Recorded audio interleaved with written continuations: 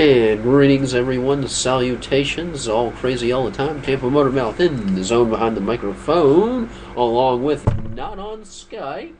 Not on Skype, Flying Ryan. Ryan Gokers here with you today. As Sports Shuffle, August 29th. No, we said originally 2:30, then 3, but it's us, so we're on the air late. Well, technically, if you were in another universe in another dimension, it would be a different time stream. So if we were in that universe, we would be on time. But unfortunately, we're on this universe, so that means we're not quite on time. But it's in the same day. And in the technicality, we never specified time zone. So if you're Central Time, you're welcome. True.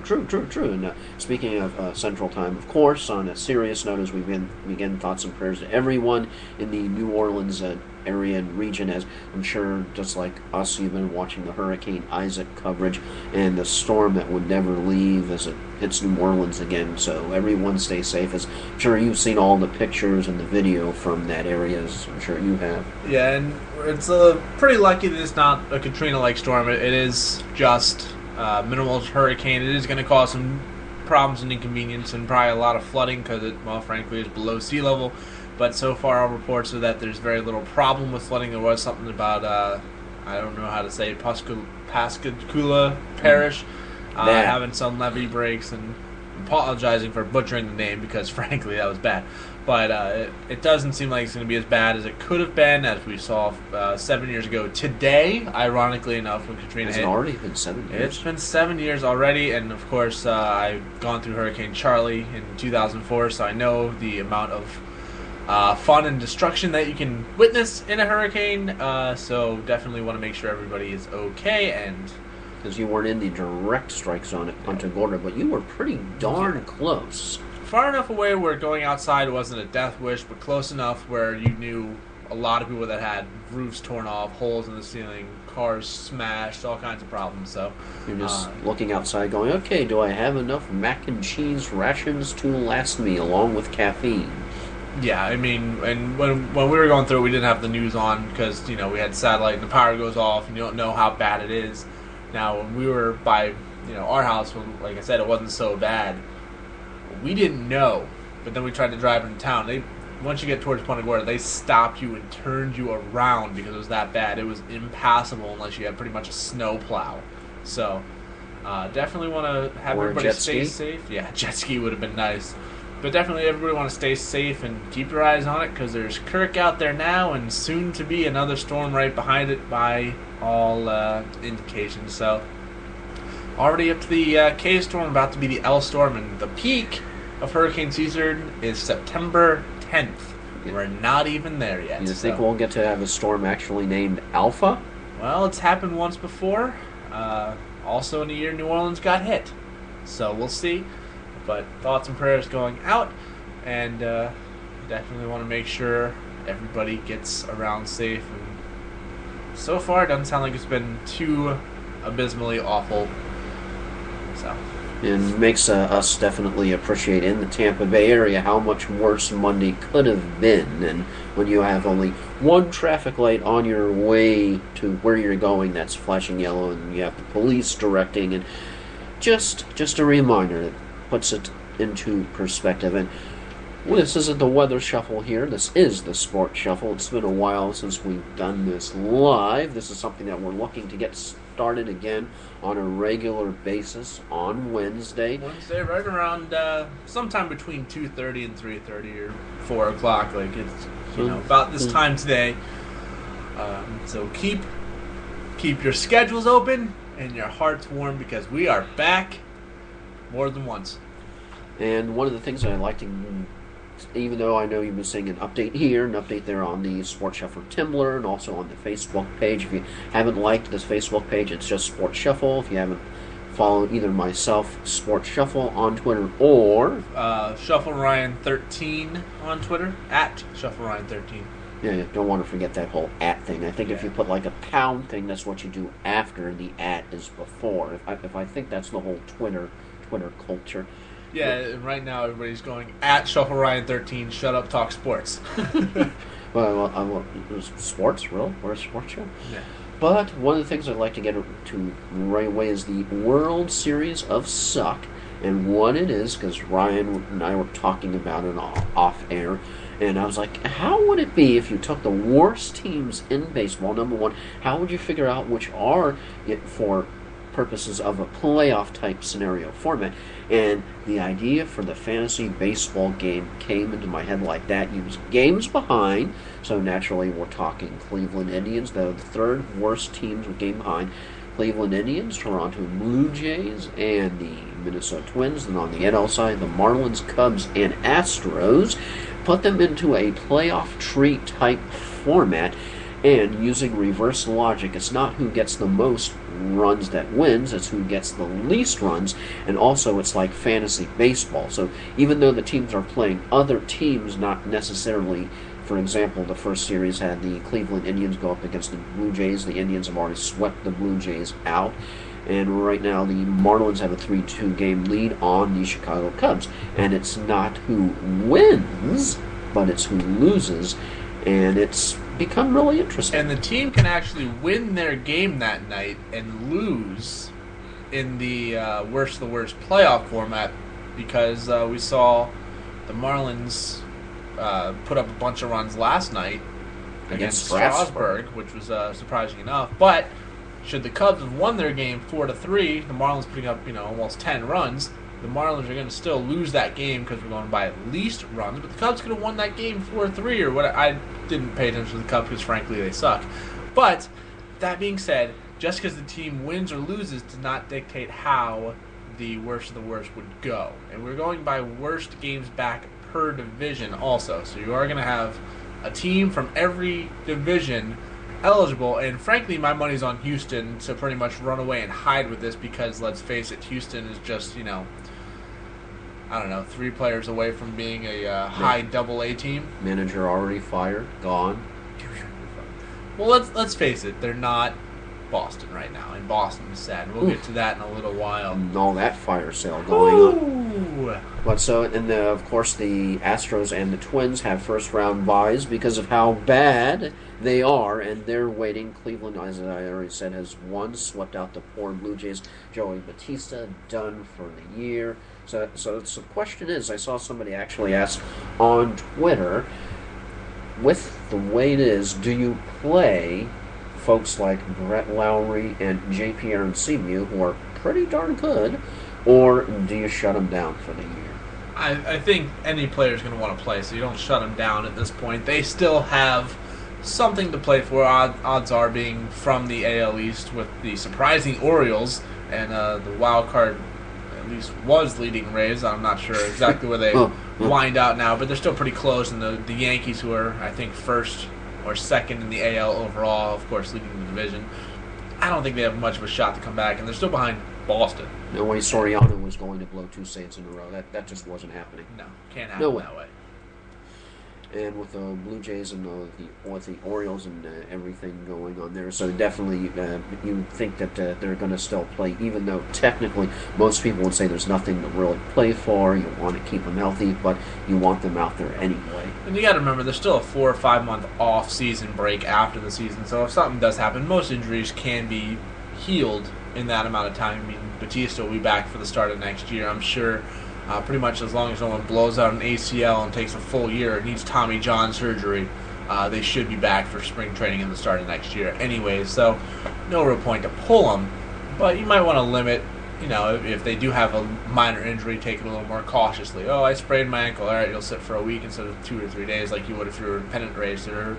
If extra hydrocortisone shot. Extra cortisone shot, and like if you're in the playoff race, like Evan Longoria last year played with a lot of injuries late. He wasn't going to take a day off when they're charging for the playoffs. I mean, it literally took to the last pitch of the regular season to make the playoffs. So that is going to be a little different. But with nothing to play for, you're going to take it a little safer, but you're not going to bench your players just because you're out of it pretty handily right now. It's not like when you play against a manager in fantasy football who doesn't set their lineups for like the last 3 weeks. It's like, why bother? I'm in last place. Even if I'm in last place, I know I'm the scourge. I still set the lineup. But That's all the fantasy we're going to talk about right now, just because it's like things are just getting started, even though we end up having one of the two drafts that we are this close to having 16 teams, but still, 14 teams, not bad. And in the other league, 12 teams. Not too bad, because usually the average player is average teams. Yeah, I've been in 12 a couple times, not into a 16.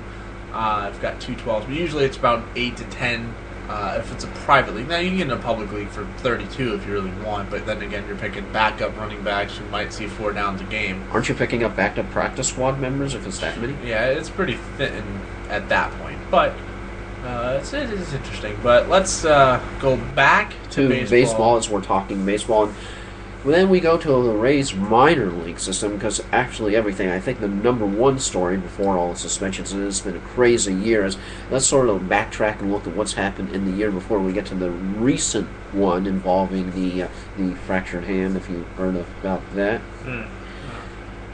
That would be Sean Rodriguez, of course, getting into it with allegedly getting into it with a fellow teammate, ended up punching a locker, and now he's expected to be out until the end of September. You know what has never worked out well for anybody? Punching an inanimate object that can physically be stronger than bone.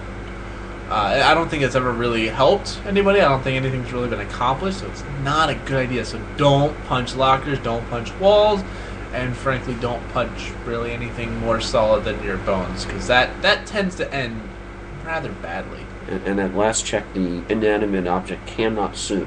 It cannot sue. At last check, yes. We can never know. That can change at any time. Sue. It cannot do anything back. It is defenseless. So, frankly, you're probably safer hitting that than, a UFC fighter or something stupid, but at the same time, don't do it. It's just because the next day you're going to have a broken hand and be like, oh man, I wish I wouldn't have punched that locker. Man, that was a bad idea. You don't want to wake up that way. You don't.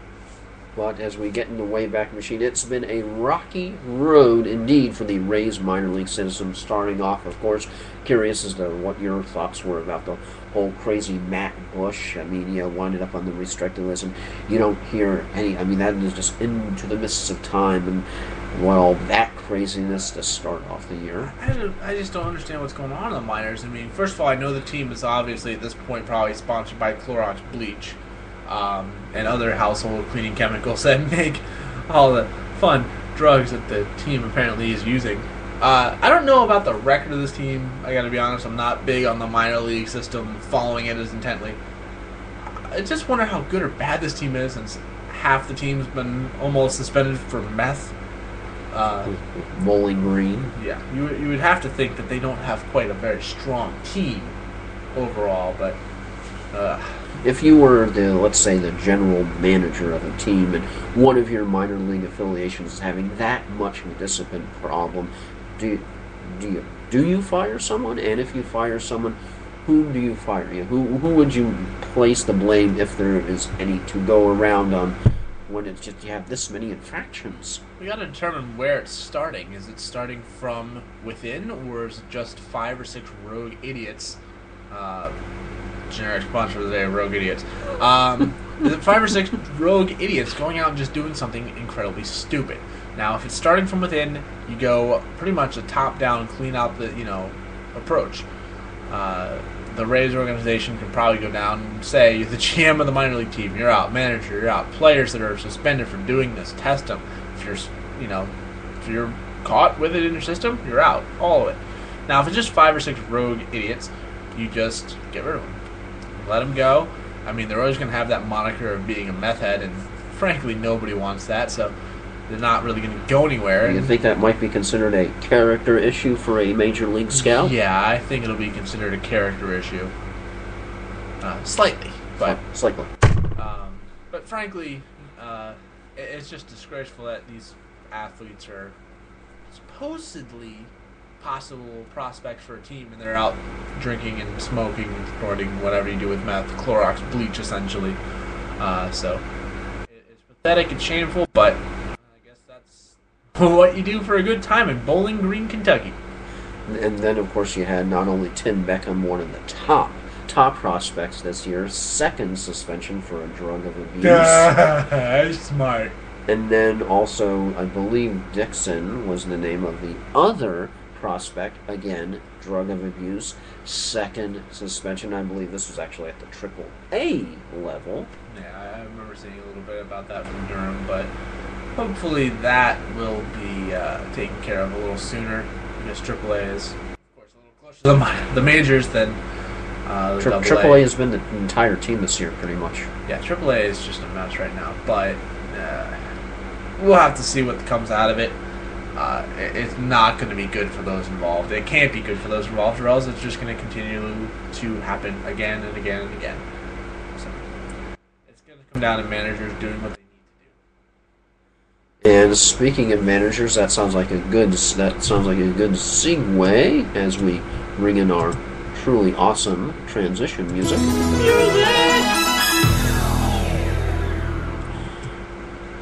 And managers talking about all of a sudden the fire sale that just occurred in Boston, and that started that the first, even though we weren't really sure that there was anything going on, was Kelly Shopik, of course, formerly of the Rays. Watch out whenever he was swinging a breath. There goes a chopper, and you need to put on some chainmail armor if you happen to be on the baseline level based on that angle. And all of a sudden, of course, let go from the Rays, on waivers, bang, and Boston claimed him. Then all of a sudden, for no reason at all, because he ended up actually tying up the game for the Mets the other night against the Giants. I mean, he can be good. Then he's all of a sudden, for no reason, traded to the Mets. Bam, he's out of there. Then you have Adrian Gonzalez, who had a bad at bat, not exactly a good game. Then the next day, he's on waivers, and you're like, what? Doesn't he have like a pretty decent-sized contract? Yeah. He's on waivers. The Dodgers claimed him. And you're thinking, well, okay, maybe that's just the... Then you have Carl Crawford. Josh, I'm going to take 10 minutes in between every pitch. Beckett. They're over in the Dodgers, so I guess they're now the West Coast Red Sox. Pretty much. And it's just it's from a business standpoint. With that much contract money on the table for the Dodgers, and especially what's going on over there, especially this last year, how do you justify a business decision of that nature? Is it that important to make a playoff run this year and to mortgage maybe next year or even the next with that much money that was left on the table that they have to pick up now? Yeah, with new ownership, you have a little bit more money. You're not in bankruptcy court. You're not, fighting to see what can be happening where. You have an ownership group that can afford to throw some money around. Now, I think it was $260-something million between the three players that they're swinging, because Boston pretty much got 2 minor leaguers and a cup of frickin' tea back. I mean, they really did not get anything worthwhile. Any maple bats? No, not even that. They don't get anything like that. And I remember seeing on SportsCenter, they had a poll. 5 states thought that Boston got the better of the deal. Want to take a guess on those 5 states? Rhode Island, Massachusetts, Vermont, New Hampshire, and Maine. Red Sox Nation has been shut up. It's been put in the corner. And everybody else was like, no. There's no justification for anybody saying the Red Sox got a better end of the deal than just pure bias. You're getting rid of a World Series, 2-time World Series champion in Josh Beckett. I think he came over after 2004. If not, he had it 3 times because he went with the Marlins in 03. You're getting rid of Crawford, who led a Tampa Bay Rays team. And also, what was Crawford's contract? How much did they pay him? I don't remember offhand. Like $151 million? Yeah, something it was insane like that. But he led a Tampa Bay team out of the dark ages where they were nobodies. I think their record for wins was somewhere around 75 in a season. He stole home. I'll never forget that. Stole home. I mean, he's a very good player, but he was the guy. I mean, Longoria, of course, come up and help the pitching, getting its act together, but led the team from the dark ages of mediocrity into a World Series.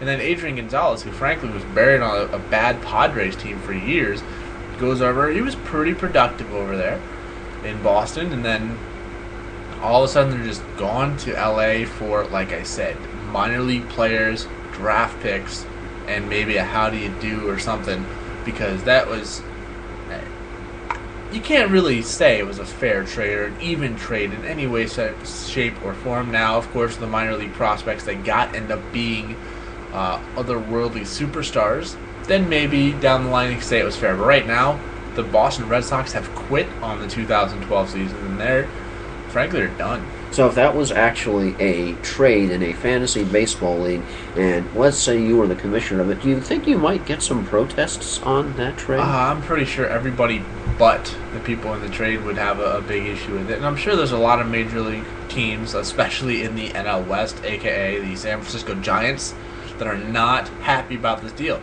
And honestly, you look at Gonzalez comes in his first at-bat, gets a home run, and then you look at Beck in his first start, gets shelled by a, frankly, very, very bad Rockies team. Well, at least he's consistent. Yeah, he's consistent. I mean, he hasn't gotten any better or worse since Boston. He's been down for a couple years now. But it's just crazy to think that $260-something million salary cap space is freed up for a team that, at this point, I don't think can go anywhere but down. I just don't know how they're going to fill their roster to be a competitive team next year without spending a lot more money on other free agents that aren't going to be any better than the ones they just got rid of. And then plus, as if there's not enough, this Boston Red Sox team is, I think you would agree, coming apart at the seams. Would that be a... I think that's a little tame. They're imploding the way the Vet did when they imploded it, a few years back. That's harsh. I mean, it's Nagasaki and Hiroshima times 10 up there right now, and as far as a sports way to look at it, I mean, it's hard to fathom how Red Sox fans can possibly look at this as a good thing. And, I mean, I know the Red Sox fans are not going to waver on their loyalty to this team, but I don't think you can possibly be truly happy about this deal without just blinding yourself with the details, hoping that it's going to get better. And then, after all that, Civas apparently got into an disagreement with Valentine, and he was suspended for 3 games after that disagreement. So I'm just wondering, is Valentine back next year? What is the major problem just is it with Valentine's managing style? Does he not connect with the players? What do you think is causing all the discord? Well, I know the players are... Bobby Valentine is not a player's first manager. He's not. So with Theo Epstein leaving, they have a new GM. They brought him in. I don't think it's a good fit for this team. And given they need somebody a little more stern than Terry Francona, but you have a team full of, judging by the way last year ended, fairly immature individuals that are going to drink and do dumb stuff in the clubhouse, either before, during, or after games, either way, where they lost control and blew a monumental lead in a wild card race to miss the playoffs. That led to the game 162 that is now legend. Yeah, 162, I mean, the Rays have named where the ball landed, 162 landing. I mean, it's become a thing of folklore. You walk down, you see all the signs. It's magical. You can't see it because this is obviously a podcast, but you raise your hands and it's called doing the Longoria. Yeah, do the long go. No. Anyway, this is not karaoke. We could do karaoke. We could. I don't know if we get any listeners. What do you think? 80s? I could try. Everybody have fun tonight. Everybody wang jump tonight. Okay, that's enough of that. All right, that was fun. 5 seconds. Now back to the real thing. But all crazy all the time. But Valentine, I think, was a bad fit for this team in the first place, and with the talent they just unloaded, I think they're in a reset process. Valentine might come back, but I don't think you could use that as a foundation to create a whole new baseball team. Oh, yeah. If they wanted to create a team, say Vancouver or something, just, picking a random market, and they said, we'll give you those 3 players. You draft whoever else you want, Ooh, I got an idea. How about create another team in the Washington area? Call it the Expos. Ooh. Or you can create a team. Create a team in Orlando and call it the Dwightmare. Oh, okay. Let's not even get into the Dwight Howard thing, but call it the Dwightmare. And everybody will remember that forever. Because it was so long and unbearable. But we're on baseball. Go be a movie title, Do the Dwight Thing? Do the Dwight thing. You mean bail for LA for no reason? take the money and run. And say that it's all about loyalty with you. That was what kicked me. Yeah. With loyalty jerseys and all that stuff. Yeah. But, of course, I think we've beaten the entire Red Sox horse to death right about now. And yeah, the rotting carcass that is formerly known as the Boston Red Sox. The only reason that they weren't in the World Series of Suck was just because Cleveland, Toronto, and the Twins, and all that payroll, the brand new field, and just horrible baseball team. But time to segue over to a little bit since I think that's that's right. I just had the bright light turn on with the other thing that we definitely have to bring up with the whole. All of a sudden, just when you think PEDs are vanished and done from baseball, I'm curious as to who both of them are losers. Melky Cabrera, Bartolo Colon, both are losers. I mean, how sucky is it? All of a sudden, right before you start, because he was going to start against the Rays. Yeah. Right before you start. By the way, you're suspended 50 games. Thank you. You guys need to call somebody up from your AAA league. So. Yeah, sorry about that microphone. Yeah, that was extra added. Yeah. Thank you for the assistant technical director, Flying Ryan. Yeah, if there's a random blank space in there, just fill your imagination with sounds of ponies running through a galloping field of daisies or something. It's okay. That works. Yeah, Bartolo Colon and Melky Cabrera. So you had Melky Cabrera, Bartolo Colon. I don't think did anything egregious other than the PED himself. But then you had Melky Cabrera with, and what was the interesting thing with that, with the whole fake website that he came out with? And so who's the bigger, and this is not a Bartolo Colon pun or joke, who's the bigger loser of the two? That's a tough. It is tough because Bartolo Colon was a terrible pitcher, had a good year, went back to being a terrible pitcher. It was having a pretty solid year apparently on what was it, testosterone or amphetamines or something. It wasn't outright steroids, I don't believe. I think it was testosterone. Testosterone was what I thought. And then I lost interest in the Melky Cabrera case after I heard he pretty much created a fake website to pretty much be more of an idiot on. So I got to go with Melky Cabrera. Just because he was so much of an idiot, I gave up on trying to figure out what the hell he did. Like Bartolo Colon, it sucks, but he came out and said, I was wrong, I did something stupid, I'm sorry. Which I like. Because you don't see a lot of people come out and be honest about what they do anymore. It's, no, I took this estrogen-creating drug and it had a negative effect. I misremembered what I took. Yeah, I meant to take a multivitamin, by Men's Health, and I ended up taking my girlfriend's birth control, and it gave me testosterone boost. It's like, wait, do you understand how dumb you sound right now? Bartolo Colon just came out and said, I did something stupid, I got caught, my fault, sorry. So I can't feel I can't think he's too stupid, just because he actually did come out and admit to it. So I have a lot more respect for that. No, Melky Cabrera creating a fake website to do whatever the hell he wanted to do on there is just idiotic and asinine and all those things you can describe it, because why waste your time further perpetuating a problem you've created? Just be accountable. You screwed up. You got caught. As like the new head coach Greg Schiano of the Buccaneers, be accountable. Accountability. Oh yeah, he was like that at Rutgers. He was that with Tampa Bay. But if you think of the people in baseball who have used steroids, you think of Mark McGwire. I have never used steroids. Everybody hammers him. I have not come here to talk about the present or the past. Yeah.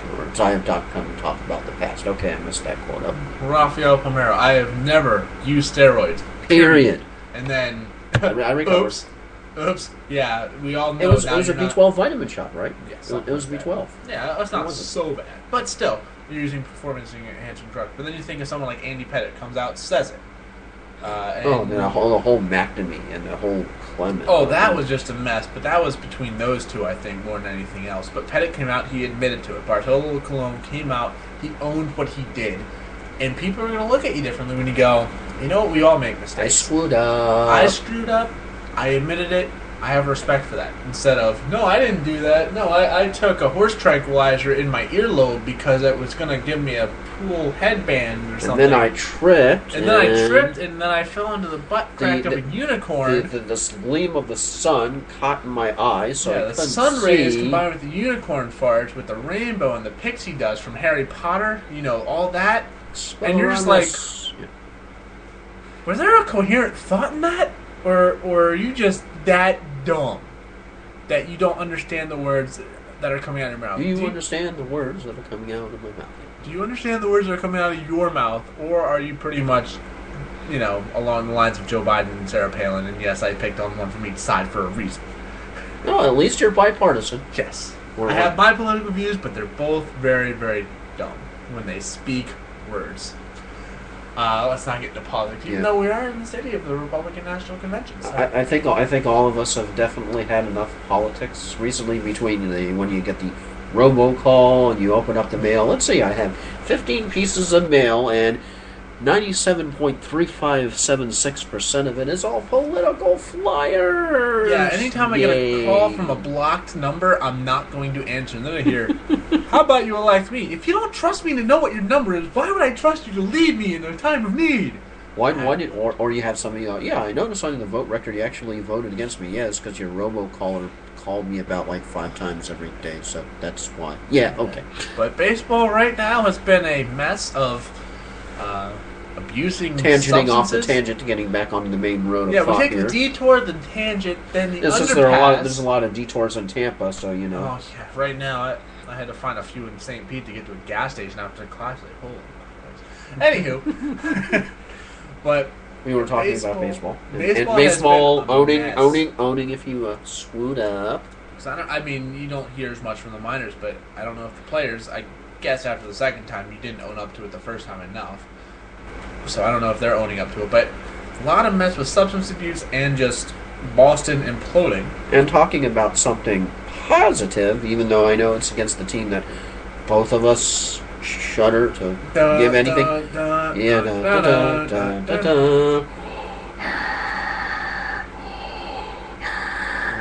And of course that would be, yes, the evil empire, but the one thing that I am curious about is, what do you think about all of a sudden the whole Ichiro sensation just out of nowhere up in New York? Well, it was actually kind of interesting because 2 days before he got traded, he was on the Mariners when he was in Tampa.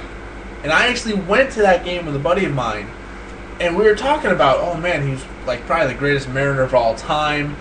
And people behind us were making fun about how he was stretching after every play and all this, and we just wanted to turn to him and be like, do you understand how great this player is? The older they get, the more you need to stretch. He's single-handedly probably the greatest Mariner they've had since A-Rod for talent. Who's not playing, and so how's all that money doing right now? Yeah, how's that money doing? You're not paying him to do anything. And it's he's still A-Rod not playing is still probably better than Carlos Pena right now. Yeah. But it's just one of those things where oh man, he's going to be a career Mariner, and 2 days later he's on the Yankees, and I'm just I can't say it on the air because it's a bad word. But it's what the? Yeah, Ryan doesn't want to do a what the? What the? What he doesn't want to do one of those. He doesn't want to get one of those sounds, so that's why he's not doing it. Sad Panda is sad. But it was just kind of shocking, but I'm not surprised he's got a cult following in New York. I mean, like I said, he's one of the great players of our generation right now. So it was just kind of a surprise he was gone right after I'd seen him on the Mariners and was talking about how he's probably going to be a career Mariner. And with baseball, again, I remember back in the day when you may or may not have had an allegiance to say another baseball team, but and you would mock me when the Rays would have a no-hitter perfect game, which happened yet again. Although King Felix, they do call him an ace for a reason. I was kind of curious. Now that you're on the other side of that coin, how did it? Because I know before it was yeah, you got it. The Rays got no hit. Rays got perfected, And now that you're on the other side, I mean, it's not fun. It's not when you're it's not fun. It's like you're going 10 up and 10 down, 15 up and 15 down, 17 up and 17 down. Yeah, and bleep me. Yeah, exactly. And I'm at work, and I got my iPhone, and I got the ESPN ScoreCenter app, and they keep throwing me these updates. Felix Hernandez perfect through 6. I'm like, get a hit. Felix Hernandez perfect through 7. I'm get a freaking hit. Perfect through 8. God, you son to get a hit. You know, and there's like King Felix pitches perfect game against the Rays, and you're just like, what the? Every year. It's like every year for the last 4 years. Somebody said, I think it was, I'm not sure if I'm getting this right or not, but I'm paraphrasing it. We're sort of doing this on the fly. But something like 20% may or may not be the actual correct right statistic number, but 20% of all perfect games have now been thrown against our team. Yeah, that's kind of sad. But somebody else ended up pointing at what Dave Wills, the Rays play-by-play announcer, ended up having the best tweet, because when something like that happens, you're pissed. You are, as a fan. It just, your whole day is just like, yeah, man, this sucks. But Dave Wills actually sent out a tweet that was absolutely, because as Monty Python always sings, always look on the bright side of life. If you want to whistle on it. And Dave Wills actually tweeted out, well, at least we didn't leave any runners on base. So, super kudos. I still remember that. I read that tweet, I retweeted it, and I'm just like, he put everything into perspective. Yeah. He really did. But we're actually going to, unless there's anything else that we want to sort of untuck with baseball. No, I think baseball's pretty well covered at this point. All right, and we'll chug along to quick hits, what we like to call, and hang on, we'll do our quick.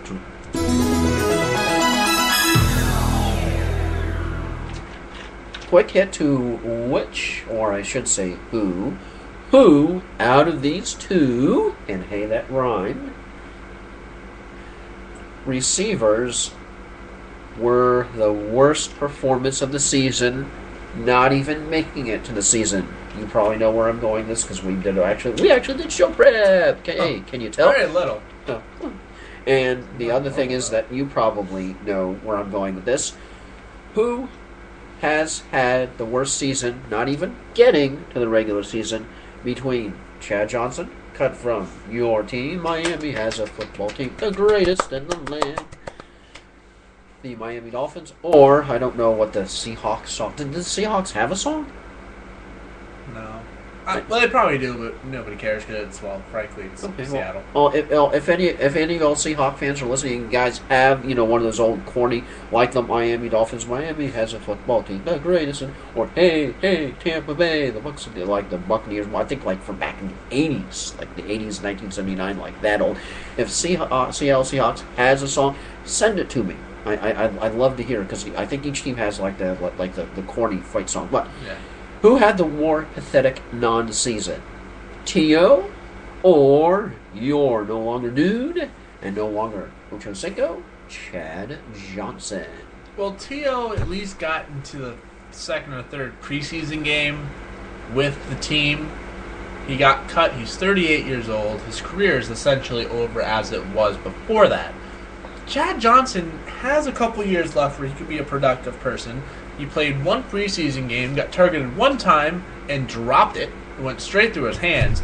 And then immediately after that, gets arrested for domestic violence for allegedly headbutting his girlfriend. Now, his wife. Either way, you don't, like we were talking about, you don't hit inanimate objects. You don't headbutt your wife. That's not a good idea. Or girlfriend, or frankly anybody. I mean, if you're, not that we're proponents for physical violence, because we're not. Trust me, we are. But there's a line from The Dark Knight where it says, never start with the head because your victim gets all woozy and the next hit doesn't feel as good. And you don't hit somebody with your own head because that makes you woozy as well. And then you do even dumber stuff like, continuing to headbutt something. Now, I don't know if you remember this, but going back to kind of Seattle, a few years ago, there was a guy headbutting his own helmet and split his head open, bleeding on the sideline. I actually did not remember. Oh, yeah, this was a couple years ago, and it was an offensive lineman or somebody, and he was just all jumping up and down, smashing himself in the forehead with the football helmet, and he's bleeding down his face. So it's like, don't headbutt people. So obviously it's going to be Chad Johnson because, frankly, he got cut after the first game. He had his expletive-laden press conference. And, not to mention, he also got cut when Hard Knocks in town. So you got all that extra publicity. And actually, I've been watching it because I actually have HBO a little bit now. It was just like, Joe Film's like, yeah, I don't think you're going to be, we're going one way, you're going another, and we don't like where you're going, so bye. Pretty much. So Donald Trump called him into the boardroom and he got fired. You're fired, yeah. And at least T.O., I mean, he's 38. His career is essentially, he's 38. NFL players don't usually last that long anyways. So it's not so bad. He's had his moment in the sun in the past, and it's time for him to go. Chad Johnson, I think, just ended his career by doing something incredibly stupid, in that being headbutting himself. It's just so stupid that I don't even know how to finish that sentence. You don't headbutt things because it's not smart anywhere. Would make for an interesting reality show having both of them on. Yeah. And we were, but due to time constraints, that's right, we do now have, I know, it's hard for you to believe, time constraints, but we're going to save the Lance Armstrong debate for the next show, because that's something that is good, and it's also nice when you have so much stuff to talk about that you actually run out of time, as opposed to when you're sitting there going, So we're going to do you want to do final thoughts? Do you want to jump into generic sponsors? I'll do generic sponsors real quick and get into a quick final thoughts. For generic sponsors, of course, first and foremost, we have Rogue Idiots, as we talked about earlier from the Raiders Minor League program. And frankly, now we have the Republican National Convention in Tampa. I've run into several Rogue Idiots driving around the road. Whether or not they're political motivated or not, it seems like there are more of them this week than there usually are driving around here. So Rogue Idiots can be one, of course, energy drinks, caffeine, all that fun stuff that's always there. And then, obviously, crappy technology, because we had a little endeavor with a micro SD card that sucks. That, frankly, isn't worth the plastic and components and metal it's made out of. Let's see, what else? What else can we do?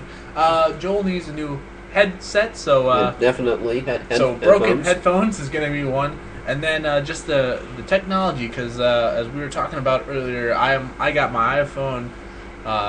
he's got an iPod and a tablet right there, so we have all this extra technology, and it's really helping us out not do research. We're great at that, aren't we? We are great at not doing the research to do the things you want us to do so we can get a better show. If you want to nominate us for a category that we excel in, it's not doing research. Or taking ourselves seriously. Well, we do take ourselves seriously, just not too seriously, if that makes sense. All right.